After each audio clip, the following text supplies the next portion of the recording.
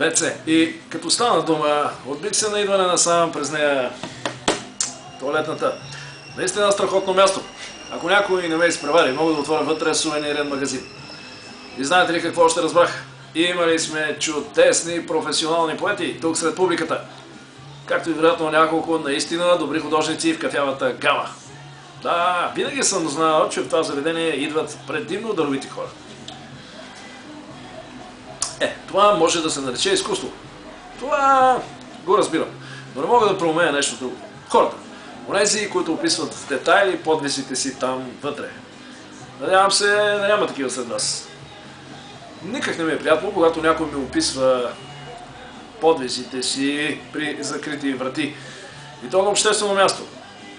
Не ви не дразнят типовете, които обнародват гласно намеренията си. Ей, Кузмо! Поръчай ми пържоли. Връщам се веднага. Само ще отскоча по голяма нужда. Слушай, човече, не ми пука. Прави каквото искаш и ми остави на мира. Даже най-добре, въобще не ме търси, като се върнеш. Яш си пържолите в клозета. Но минава известно време, той се връща. Под дрехите му още е полепнал онзи аромат. Да знаеш само какво остана вътре. Ей, казах ти, не ме интересува. Чак въздуха се замъгли, задейства се пожарната аларма. О, моля те, не ще да слушам. Чуй, люлката пред тоалетната почина!